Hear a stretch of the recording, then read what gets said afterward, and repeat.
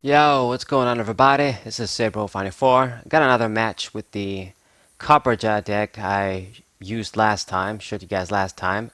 Like I've said, this is an experimental build. I'm probably not going to show a deck profile.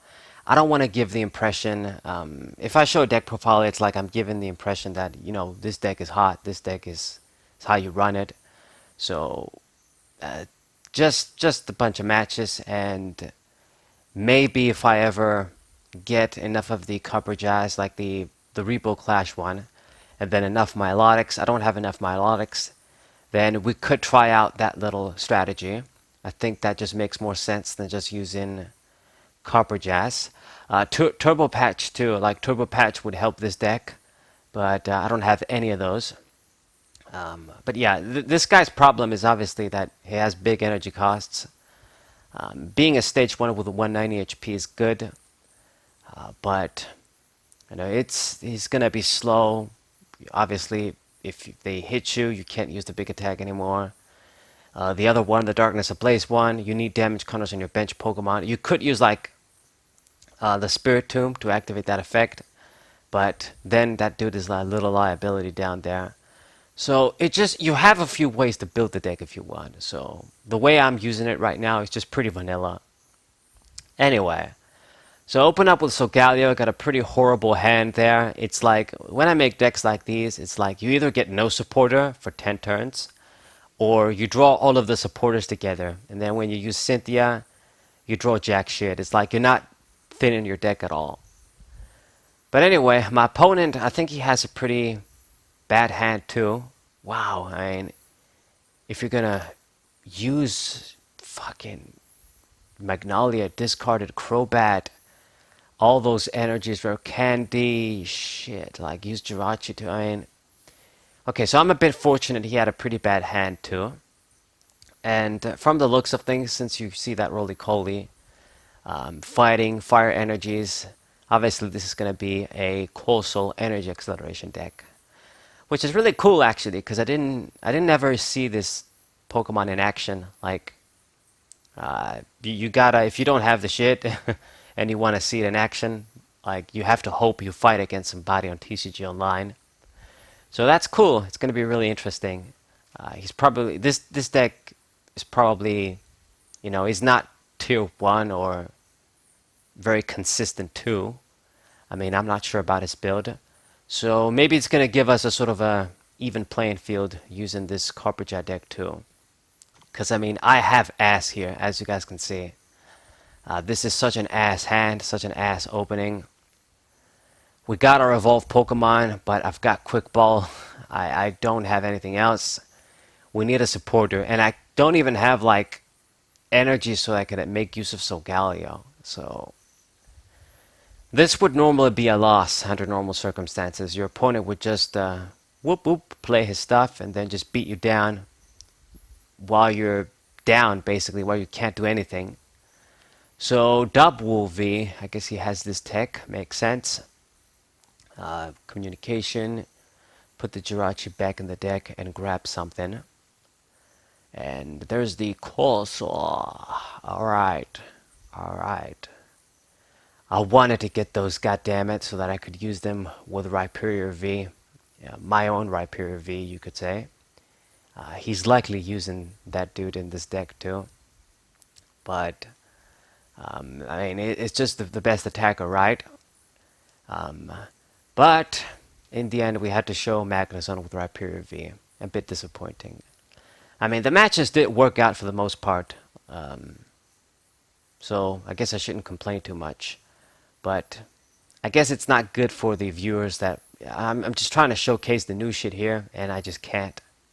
But I just refuse to buy, lots of booster boxes that aren't going to retain the value once I open them, just to get a bunch of codes and just try and get the shit. I don't like buying codes on their own because it's like I'm investing in something that could disappear one day, you know? So if I buy like a regular booster box, and I'm happy to just use the codes on TCG Online, I'm not just going to think, well, maybe someday TCG Online is going to go down. Okay? But I don't want to get codes on their own. Plus, Pokemon booster boxes are really expensive. Especially, I found out what the situation is for us in Europe. It's like a sort of a Trump tariff or whatever, and this is why booster boxes cost more now. Complicated stuff, whatever. I don't really understand it either. But the point is, because the cards are manufactured in the U.S., all of the cards. It's not like Yu-Gi-Oh, where they had the cards manufactured in the U.S. and in Belgium. Now it's just in Belgium for Yu-Gi-Oh. But anyway, I digress too much here. We finally got our act together, saw the magical top deck, Magnolia. So now we can do a few things. Got the Jinx down, that's good. And Radiant Star, get a few energies. And I mean, he did put all of the energies on this, what is it called, like the double V. But since I haven't taken any prizes, that Pokemon isn't really a threat. He can't really kill any of my main Pokemon. Okay, so since I know that he's probably gonna hit my dude and I'm not gonna die, now we get the chance to utilize Jinx and the Darkness Ablaze Copperajah.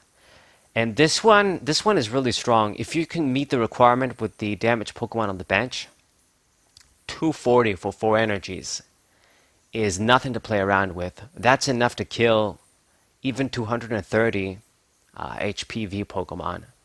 So you shouldn't take that lightly. So this is the opportunity. Now I'm going to use the switch. I'm going to go for Cynthia too. So let's see what we get. Metal Saucer, Metal Energy. Let's play that down over here. Put the frying pan in the active dude. And now Jinx. I'm in his posture. This is actually the first time I get to use this card. I never used it in any other deck. I had no reason to. So put a damage counter on itself so that we heal the Solgaleo a little bit, sort of spread the damage around. Solgaleo is going to be more valuable than Jinx eventually. Okay, and now I get my 2 prizes. That guy is dead. It's just perfect. So even with the extra defense that V has, 240, just too much damage. You guys can see, he can even kill that guy in one shot. No problem indeed. And now my opponent is kind of in a shitty spot. I mean, he lost a lot of energies. He discarded a lot of energies. He lost a lot of energies on the double V. It had like 4 or 5. It was like overkill. I don't know why. And I just feel like he's really struggling to use this deck the way it's supposed to. It's going to go for Scoop Up Net. Promote the Roly-Coly there. Don't really understand it. There's the 4th energy on that dude, so you could use it. And then he uses Tar Generator. Why do you do that? Who are you going to put the energies on? So you put them over this dude. So I guess the idea is if I use like Boss's Orders, he has a little bit of energies in play. When it comes to attacking me, he can't do enough damage, obviously, thanks to the frying pan. So that's the only reason I can think of. Now, since he has such a shitty hand himself and he had such a bad beginning, I'm not even going to use the Marnie. I'm just going to discard it and keep the rest of the stuff in hand that's useful. And we're going to work with what we have. We have enough energies in play, our Pokemon already, so it's not like I need to dig and give him cards too. So we're just going to keep attacking until he can do something. And I'm looking good either way. I'm down to 3 prizes. So, not bad indeed. Going to promote the Jirachi. I guess it worked out for him saving it. Now he can search again. I mean, he did search a few times, so I don't know why he's struggling so much. I guess his deck build isn't very good. I could use some work. Either that or he's very unlucky. And if you have so many turns against my deck, I feel like you should be able to do, even if your deck isn't consistent, you should be able to do something by now. So there's the Dedenne and there's the Sandaconda. So I guess he's running this guy as opposed to Rhyperior V. It actually is stronger when it comes to the Sand Breath attack. It does 220, and you discard energies as opposed to not being able to attack. I feel like Rhyperior is better though. Uh, has a better first attack and more HP. I mean, this guy is good too. It makes sense to use him with the Coalossal. I guess they work together. But, I don't know. I guess we'll see. I think he does enough damage to kill me, but wait a minute. 220, that would be, yeah, it's just about enough for him to kill me, I think. But then I can just use the other dude on the bench, and then he dies once again. If it was actually the Rhyperior, he would have survived. So it would have worked out better if he had Rhyperior in this situation. But he went for it, gets the KO, so he's going to get another prize. But now that I'm going to kill this dude, what are you going to do? DCE, let's get the Metal Saucer too. And, I mean, the other Copperajah is going to be ready on the next turn. I've got damage counters on my bench, so I would say this is a checkmate. I would say it's a checkmate. He spent too many turns not really doing... Well, it wasn't too many turns. It's just that I made my attacks count on those few turns. I used huge attacks and got KOs. So, even if he gets the other Sandaconda ready and gets a KO, the other Copperajah can come in for the kill. So it's checkmate. I would say it's checkmate right here. So, manual attach the fire energy. Tar generator. Do you even have enough energies in the deck since you used so many? I guess if he's picking them, he does. So he's going to get one more KO, but then I can just come in for the final KO. And he actually went for Jirachi, so I don't know what he's doing, but it's my game. This is my game. He's going to surrender. He fucked up. But I hope you guys enjoyed this sort of slow game, even though it wasn't too long. But I hope you guys enjoyed seeing Copperajah again. Hope you guys subscribe, leave a like, share this video with your friends. I'll see you guys next time. What's say?